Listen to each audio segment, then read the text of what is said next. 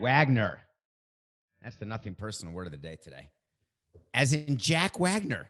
That was all I need is just a little more time. Did you listen to the words? Who's singing that this morning? Monday, December 21st. It's Christmas week. Jack Wagner, who I think was married to Heather Locklear. He was a soap opera star. He had that hit song back in the 80s. I love that song. So who's singing it? Raise hands if you know. Are you thinking? Who would be saying to himself right now, all I need is just a little more time to be sure how I feel? Bill Belichick. Can you picture Bill Belichick at the end of a game, coaching the Patriots, winning Super Bowls, being as cocky in his hoodie as anyone could ever be? Loses to the Dolphins yesterday, 22-12. Don't get me started. I've wanted the Patriots to have a good season because I thought that Belichick would be able to thrive without Brady. It turns out their entire team sucks. I'm going to lose so many weight to seize on Bill Belichick. They're not going to be as good as the Buccaneers. So they didn't make the playoffs by losing to the Dolphins. Eliminated. Second time since 2003 they've not made the playoffs. First time since 2008. I want to put in perspective the type of run the New England Patriots have been on. It's hard to compare it to any run. The closest to me is the Celtics in the 60s in the NBA. Maybe the Yankees not losing 81 games in the last 20 years. That's another good run. But making the playoffs in football before they expanded, which they've done this year, not easy to do. And you could say it was all Brady. You could say it was all Belichick. Whatever the case may be, that marriage, that codependency that was questioned when there was a divorce before this season, where each side wanted to prove that he is better without the other. Well, we're now 15 games into a season, 15 weeks into a season. And what we know about the Buccaneers is they've got a better team than the Patriots. We know that Tom Brady is still a top 15 quarterback in the league. We know that Tom Brady is longing for the days of Bill Belichick. Why? He can't stand Bruce Arians. There's going to be something that happens there, Coca. I don't know if we have a wait to see on that, but that is a divorce that's also going to happen because Arians, with his critique of Tom Brady week after week, Tom doesn't like that.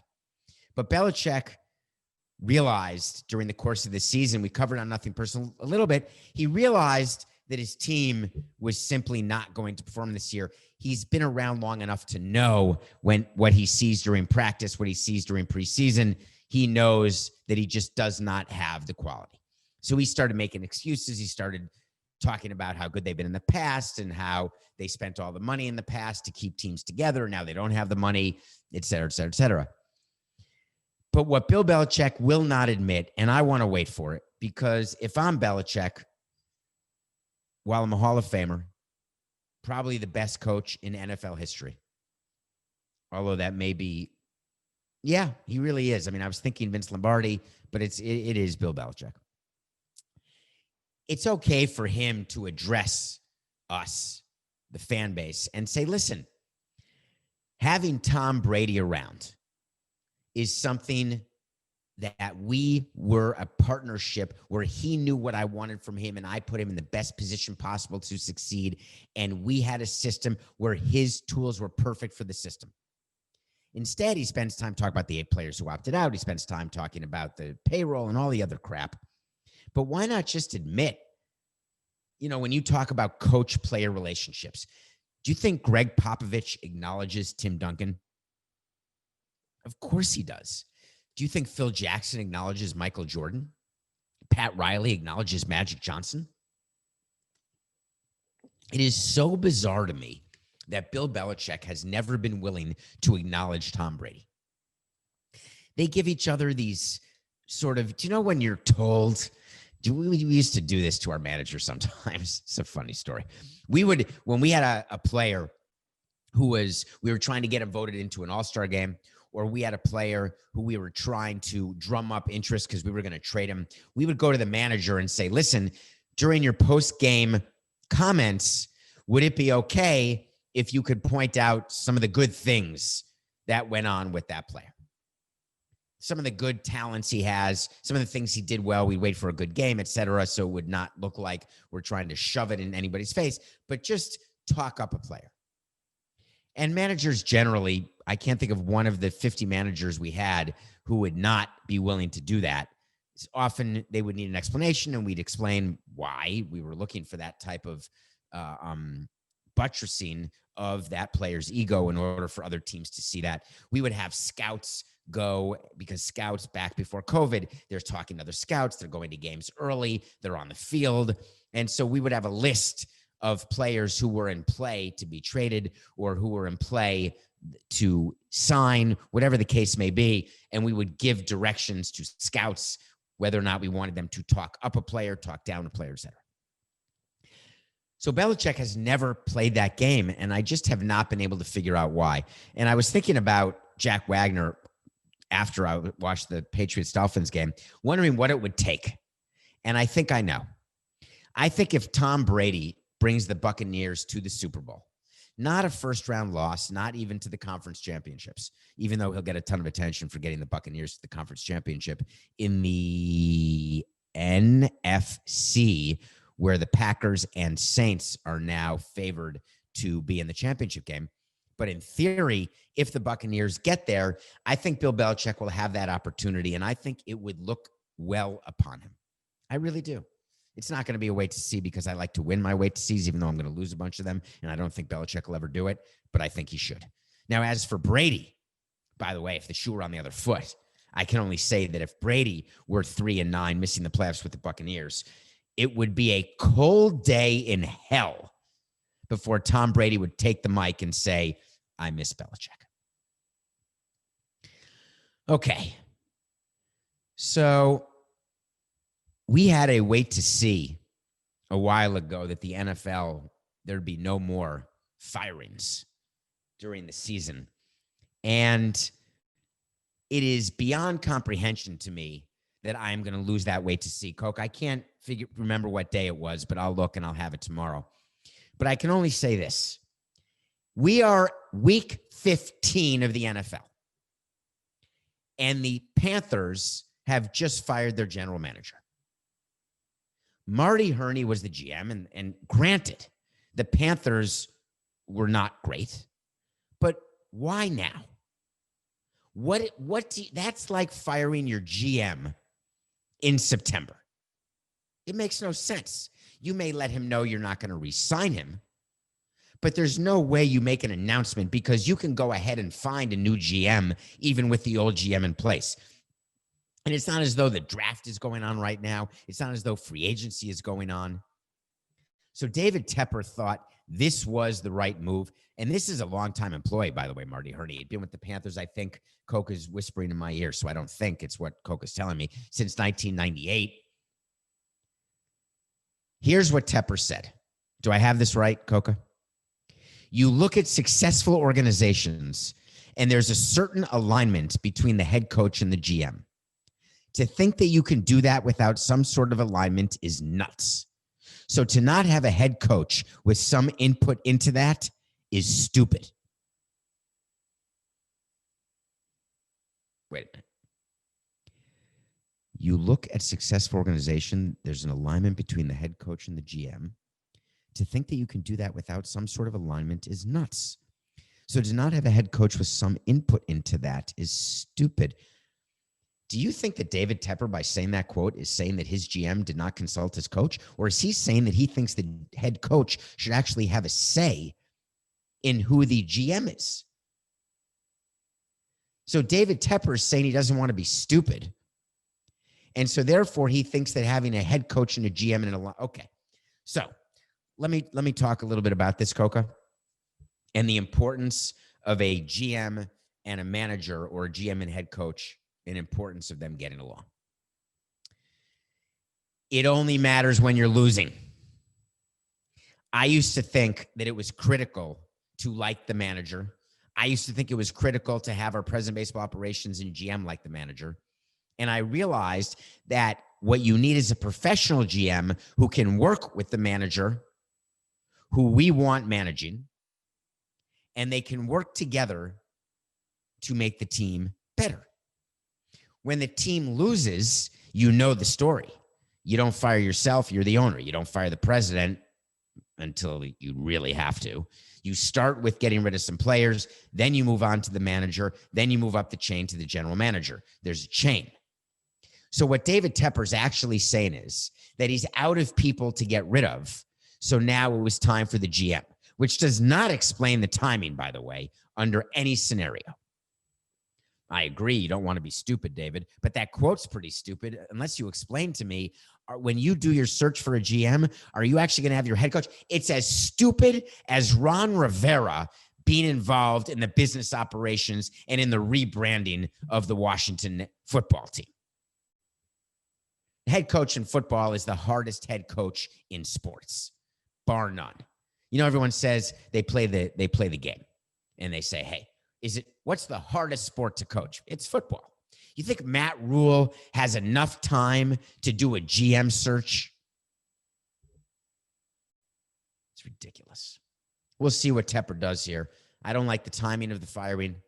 I don't like the quote because it sells Marty down the river. If your GM and manager and coach are not getting along, it's because your team is losing. And therefore, if you're going to make a change, make the change, but don't say it's because there's no alignment. What we used to do when there was no alignment, by the way, is we would leak that. Like when Girardi was fired, we leaked the fact that no one got along with him and that Larry couldn't work with him. When we fired Torborg, we said that there was an issue with the front office, leaking it. So you can leak things like that, but we would never be on the record. There's no reason to be. Literally. Another wait to see loss. By the way, it's not just wait to sees I'm losing recently. And wait to sees, as you know, it's not winning or losing. Wait to sees is when I really do think something's going to happen. I do it because I actually think in my heart that there will not be another firing in the NFL after that spate of firings, which happened, I guess it was a couple weeks ago. Because running a team for as long as I did, it just doesn't make sense. But when I'm wrong, I'm wrong. And I like admitting I'm wrong. So many people, I was watching something. I was watching Coke. I was watching some show hosted by somebody on some network. And in the face of absolute sort of, it was about James Harden. And it was clear that James Harden is who James Harden is. And the position was just being taken that was totally wrong about James Harden and whether or not he's going to have a detente with Houston, et cetera, which he's not.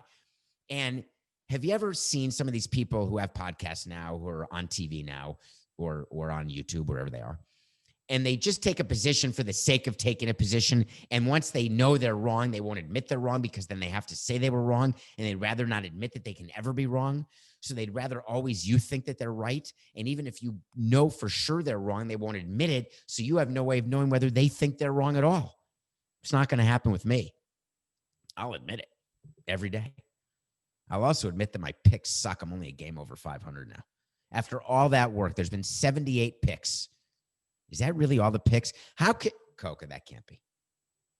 Coca, this is show 277, and I'm 39 and 38. There must be some misunderstanding. There must be some kind of mistake. I've waited in the rain forever. Maybe we started over. Oh, Coca's telling me we start over when baseball came back? Okay. So we're 39 and 38 because Saturday and Sunday sucked. First of all, I called Coke on Saturday night late, and he was doing what he does late at night. And so I said, just give me 10 seconds of your time. Can I tell the Nothing Personal audience that we have the Packers -8? And he said, that's not how gambling works. And I said, well, it was 8.5, but there must be a place it was 8. And he said, no, it was 8. You lose. All right. I was 39 and 37, but I had the Pats +3 versus the Dolphins. That was a give me because there's no way Belichick is going to lose to a rookie quarterback because he hasn't done it since Geno goddamn Smith. Well, their defense stunk. Tua was fine. Anyway, we're 39 and 38, but I'm going to pick tonight's game. It's the Steelers. The Steelers are the worst one-loss team in football. There is no reason that they should be 12.5-point favorites over a crappy team like the Bengals. If the Rams couldn't even cover their 17-point spread against the Jets, how are the Steelers going to cover 12.5 against the Bengals? And that very thinking is why we're taking the Steelers.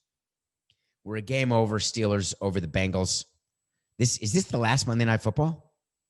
I wouldn't think so. We're only week 15. I assume we have another week or two. Anyway, I'm going to watch the game and see if it's true that the Steelers can not beat the Bengals by 12.5, and therefore I'll win the pick of the day. Steelers minus 12.5. So I mentioned the Rams. I wanted to lead the show with this until Coke and I were preparing this morning. And I'd sent Coco. We had talked a little bit last night, and I hadn't thought of playing All I Need at the top of the show. Needed that to lead off the show. I wanted the Jets to lead the show. The Jets won a game yesterday. The New York Jets Jets. The Jets who found a way to lose to the Raiders. They found a way to lose every game. They beat the Rams, who were a prohibitive favorite. The Rams, remember when they were the talk of football? What's their coach's name? Sean McVay or something? Signed to that big deal. He was that young guy, McVay, that young sort of strapping guy, not like the Cardinals coach, but they had that quarterback named Ryan Gosling, and they signed him to that huge deal. And I can't remember his name. Goff. Thank you, Coca. Jared Goff, who looks exactly like Ryan Gosling to me. And they signed him to that big deal. Remember all that? Well, the Rams were favored by 17 over the Jets, and the Jets ended up winning the game. I think they won 23-20. I think they were up like a lot, and then they won by a little. So here's my question. When you deny that you're tanking, and you're lying because either you're tanking or you're just terrible at your job. If you know you have a franchise-altering quarterback as the first pick and his name is Trevor Lawrence, there is only one explanation for the Jets winning a game and not having everyone fired because they won. And the only possible thing, and we'll never know unless Trevor Lawrence comes clean, which would make it a first. If Trevor Lawrence said to the Jets, I'm not going to play for you. I'm going to pull a Manning, Eli Manning. I'm going to pull I think John Elway may have done it. There are a couple players who said, I will not play for the team with the number one pick. So the Jets said, why get the number one pick? Here's the reason. I don't think that happened. But if it did happen, you still get the number one pick, and then you trade. You get something for the number two pick, or the number three pick, or the number four pick. Or you use the number one pick to take someone else. But when you have the number one pick, you are in control. Why would you take your full season of losing and give up that control and put the Jaguars, who you know, if you've got anyone working for you who has a pulse, who can fog up a bloody mirror, they know that the Jaguars have the tiebreaker over you in the wrong way. So they're going to get the number one pick if you both finish 1-15. So you can't win. People are going crazy on Twitter. Their executives saying, we told you that these players have pride. We told you that these players want it. They don't like the losing. The players for the Jets do not control whether the Jets win a game. And that's not a hot take. That's a real take. If the coaches don't put the players in the right position or call the right players or do the right things, you could have a team of all-stars and you will not win the game. There's a possibility that the players will pick up on that because they're all very good and you keep losing. But the Jets are not that. The Jets do not have enough good players to overcome play calling and coaching in order to guarantee what you were told to guarantee, which is to finish with the number one pick. You're too embarrassed to finish with no wins. You don't want to be the Browns or the Lions. Who cares? No one remembers. Do you think anyone remembers that the Astros lost 100 games 3 years in a row, or that the Cubs stunk before they got better? No one remembers. No one cares. The Jets worked so hard and then they simply blew it. Is there any possible pro to going 1-15 versus 0-16 and getting the second pick instead of the first pick? Hold on, let me think. Give me a minute, Coca. Let me think. Okay, so you meet the team in training camp next year, and you talk about the last season, and you talk about the new player who came in, and you band together and say, we were 1-15, we're going to do better. No, that's not good enough. That's not a good reason. Hold on. So the media can compliment you for not being one of the tied for the worst team in history. No, that's not good enough either. Oh, so you can get absolutely ripped for sucking at tanking? No, they couldn't have wanted that. It's unbelievable. You know, I'll tell you, when I was with the Marlins, I will admit to you that I focused on our draft order and that I made sure that our GM was aware of where we were in the order, even though we were always aware. And we would let the manager know where we were. We wanted the lowest draft pick possible in baseball. We would never tank for the number one pick because the number one pick was too expensive. And even in the slotting world, we couldn't afford the number one pick. Like if we had taken Bryce Harper, let's say, and finished with the worst record that year, we wouldn't have been able to sign him for what Boris would have demanded back before slotting happened. Or Steven Strasburg the next year, yada, yada, yada, yada. It goes on and on and on. And the other problem is in baseball, unlike football, there is literally no guarantee that the number one overall pick is going to be a franchise-changing player, let alone a franchise-changing player at the most important position. Hold on, in baseball, what is that? It's pitching? No. No. Oh, yeah. In baseball, there is no franchise-changing position. There is no one player who you draft who completely changes the fortunes of your franchise. So, of course, I'm rooting to win as many games as possible to get a lower pick so our draft bonus money slot can be lower so we have extra money for payroll. In football, it's the opposite. Top picks, more often than not, are franchise-altering picks. Maybe the Jets thought that Trevor Lawrence wasn't going to be all that, but it doesn't matter. Do you know what people are going to remember about this season? They're going to remember that the Jets don't have the number one pick. That's it. They're not going to remember that they beat the Rams. Ridiculous.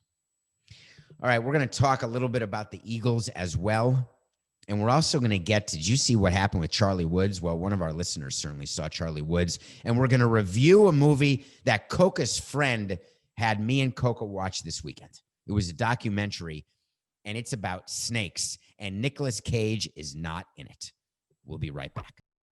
Welcome back to Nothing Personal. This is David Samson. It's Monday, December 21st, 2020. We are going to get to Charlie Woods. I promise. A little Eagles. One of these nights, welcome to the Hotel California. So we were supposed to watch a movie. You know, I watch a movie every day. I'm actually in the middle of now a series called The Night Of, which stars the guy who was in Sound of Metal, which many of you were watching from our review. So I'll review Night Of when I'm finished. I'm only in episode 4, so I should have that done by tonight, I would think. Or the middle of the night. I've been up for, by the way, Coca, I was up at 3, could not go back to sleep. So I got up and started doing stuff. So right now I'm ready for dinner, by the way. But I digress just a tiny bit.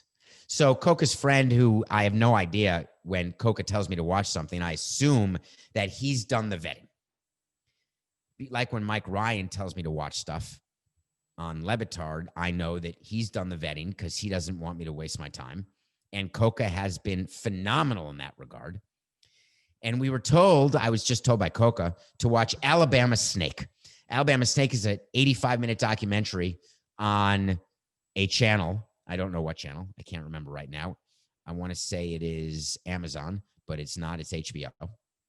And it is about the Pentecostals, serpent-loving, religious people. So apparently there's a religion where you believe that Jesus is inside you. You believe the devil may be inside you. And you use serpents as in the serpent. By the way, the similarities between Christianity and Judaism, it's phenomenally interesting to me. Although I'm not what's the word for a studier of religion? It's oh my God. Damn it. Brandon, are you there? Anybody? When you study religion, a doctor of religion, anyway, fascinating. The serpent gave the apple to Eve, and thus sin was born. In any case, Alabama Snake takes place in Alabama, and there's a guy, and it's a true story, and the guy's an absolute violent nut who had no chance because his father was violent, and violence was passed on from generation to generation. He was an abuser. He was a druggie. He was an alcoholic. He was a criminal. He had served time, done the crime, bad. And then one day, Jesus got all up inside him. And that was it. It is that, Coca. Thank you. I can't pronounce that word properly. It is theology. That is true. A theologian. I think I'm saying that wrong. But in any case. So all of a sudden he wakes up, and overnight he's praying for 30 days in a row, not eating. He's reading the Bible, Old Testament, New Testament, and he becomes a preacher leading a congregation. And for whatever reason, this guy named Glenn believes that you need rattlesnakes in order to properly take Jesus in. But it turns out the devil was inside him. And maybe this is where NXS got the song from. All I know is he was charged with attempted murder of his wife by rattlesnake bite. In theory, he made his wife reach in to the rattlesnake bin. The rattlesnake bit her and did not let her go to the hospital. She's in the documentary. He's in the documentary. Coca couldn't stand it because there were so many holes in the documentary. Like, why didn't they explain to us why his wife, who survived the rattlesnake bites, why she's as crazy as a loon? Why they focus so much on some guy who spent 40 years studying snakes and serpents and theology. It's all very bizarre. I'm not going to give up on your friend Coca. I'm just going to say that for 85 minutes, I got better stuff to do. But I would like to mention, if you're not going to see this movie, if you could just explain to me, because I'm not a very religious guy. I'm not anti-religious. I'm proud of my religion. I'm a once in a while go to synagogue type of guy. I can't figure out why religion is used to explain metamorphosis, right? I'm a bad guy. I found God. Now I'm a good guy. I can't even tell you and how many players I've come across who are what I used to call God squatters. And I don't say that pejoratively. They were extremely religious, extremely pious. And I saw them do as many crazy things as the other guys, right? It's sort of like when you're the leader of a cult and part of that means that everyone has to have sex with you. We've talked about this so many times. Why is it that every cult requires every member to only have sex with the head of the cult? Why is it that when you find God, you have to be in charge of people and you get people to believe in you, right? It's all a scheme, like the Joel Osteens of the world and the Jim Bakkers of the world. And you get them to give you money, or you get them to somehow believe that you can heal them if you pay, or that they can be around rattlesnakes and it's safe. It's insane. And it's not that I'm criticizing people who are religious or who find God. because whatever works for you, live and let live. I'm in. What I'm not in for is you making someone else believe what you believe in to the point that it is detrimental to their own well-being, simply because you believe by doing something that you have to know is detrimental to their well-being, unless you're crazy, telling them they have to do it in order to become well. Something that you know, you have to know, is going to hurt them more times than not. There was a story in Alabama Snake that he put his hands on someone and all of a sudden the cuts healed, like some sort of sci-fi movie. All right, I've got a cut on my thumb. I don't know if you can see it. My hands are super dry. So I'm going to channel right now. I'm touching it. Hold on. Do you feel it? I feel it. It's going through me. Oh, Christ, I still have a cut.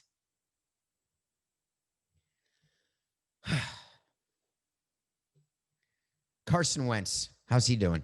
He may be looking for God. He probably is looking for God, right? The Eagles, as you know, are a dumpster fire. Did they win this weekend? I don't think they did. I think they lost to a team. They had a good game. I think Jalen Hurts started and had his second career start. He had a great game, but it was not good enough to win the game, which I don't know what that matters. You lost the game. It doesn't matter. You're not good enough. You didn't win. They lost 33-26 to the Arizona Cardinals. And Carson Wentz went public through a source, of course, that he wants to be traded. He then, it picked up. It was a huge story. And then he sort of denied it, but he didn't deny it. Everyone's talking about it. They're going to play Jalen Hurts next week. Of course they are. Doug Peterson, and I still think he's going to get fired at the end of the season. He has not decided, or if he has decided, what are they going to do? So what do you do when you've got a star player like Carson Wentz, an overpaid player like Carson Wentz, an ineffective player like Carson Wentz? How do you add value to him in order to trade him? Or when do you bite the bullet and release him? Because here's what you can't do with your star player. Exactly what the Eagles are doing. Week to week. Am I playing? Am I not playing? Am I starting? Am I not starting? Fitzmagic is not a star for the Dolphins, and it was made very clear that Tua is now the starter going forward. And the Dolphins are competing for a playoff spot. The Eagles, who I assume have been eliminated, although I bet they can still win the NFC least, by the way, so maybe they haven't been eliminated. I think the Washington football team is still leading that at like 6-8. And then the Giants and Cowboys are 5-9, and the Eagles are 4-8-1. Is there a chance, Coke, that I have that division memorized? Because that means I do not do enough drugs. But if that's the divisional record, that means the Eagles, in theory, still have a chance, because in theory they could win out and whatever. But you can't go back and forth with your star overpaid player. What you have to do is you bring him in and you say, we're going to make a change, and it's not for a week, it's permanent. Come this off season, we are going to look to move you. Feel free to have your agent call as many teams as he wants. Let us know, even though we call all the teams, and even though in the history of sports, an agent has never once brought a GM a trade that the GM did not know about. Not one time. Yeah, we let the agent go look. Absolutely. Go seek a trade. Why not? You tell Carson Wentz, we're going to trade you. And if we can't trade you, we're going to set you on your way. The contract is guaranteed where it's guaranteed. He can feign injury. And in baseball, right, if you can tell a guaranteed contract player that you're not going to play him because no matter what, you have to pay him. You never tell a player who's year to year that he's benched or not going to play, because they can pretend they're injured, go on the major league injured list, and have to get paid. But in this case, in football, it's such a clear path to communication. I don't know why I have to fight with GMs as often as I did about communicating with players, but I did. I don't know why teams feel as though that they can you take a player like a Carson Wentz and not explain to him what's happening, not because Carson Wentz deserves it. And remember, I'm not a player guy. I'm not a management guy. I'm just a guy. Carson Wentz is a paid player, does not deserve to know or not know. When your name is on the board, you play. When your name is in the lineup, you play. When your name is in the lineup to pitch, you pitch. When we tell you to put on the first team jersey and go to practice, you may start, you may not. You better be prepared because anyone can get hurt any play. So it's not that Carson Wentz has the right to know, but either you know how to run your team or you don't. And what the Eagles have proven under Jeffrey Lurie, not Jeffrey Lurie, different guy. Just like I'm not David Samson, different guy. Jeffrey Lurie's team is a mess. And it's a mess because of his inability to properly manage what it means to own a team. So he signs Carson Wentz to this deal, which was ill-fated from the moment the ink was still wet.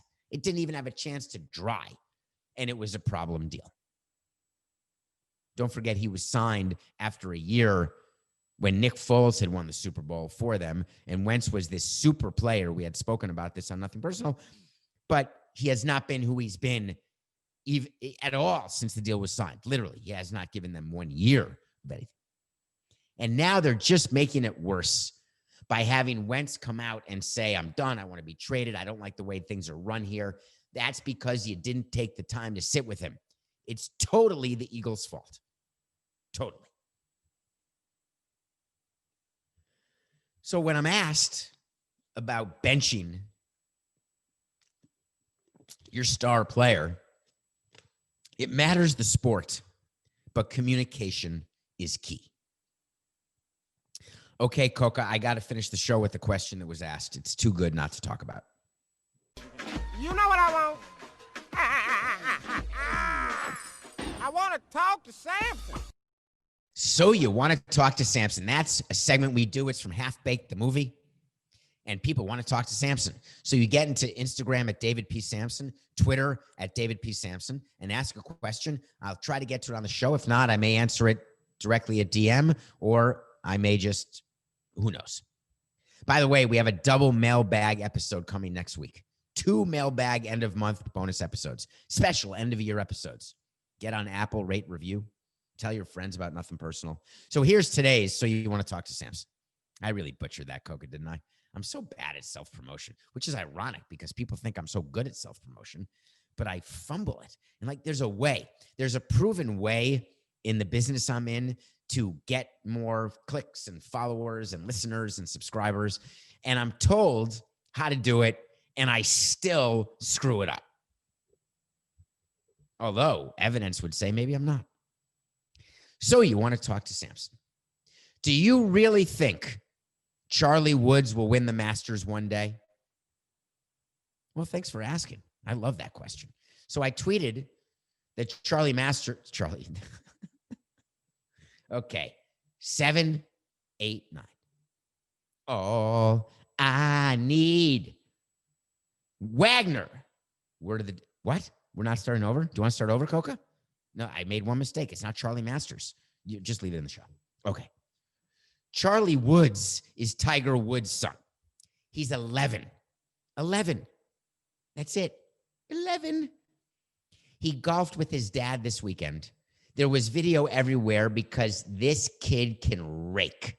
And I don't mean like just sort of throw the ball a little like a 3-year-old baseball player, son of a baseball player.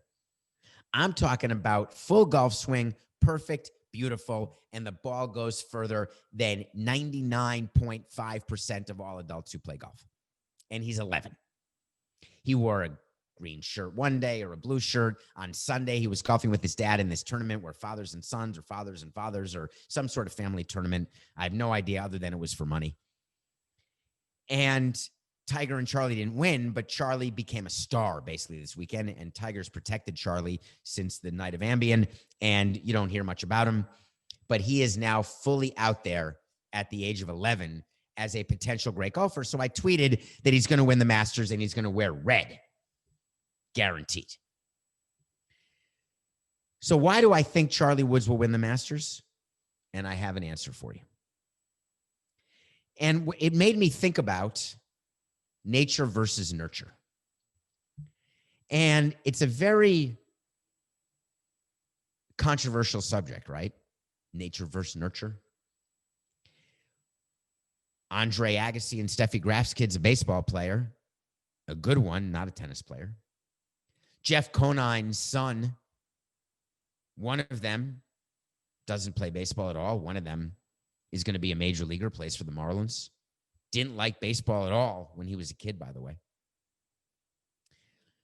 So when you are an athlete and when you are the best of the best, right, which is what Tiger Woods is, and you've got a child, you are going to give that child every opportunity to love what you love and do what you do. The question is, once you give that opportunity, are you going to push that child the way Richard Williams pushed Serena and Venus? Or are you going to do the opposite like Jeff Conine, letting Griffin Conine be a skateboard punk? And I don't mean that pejoratively. He's great. He was great as a skateboarder.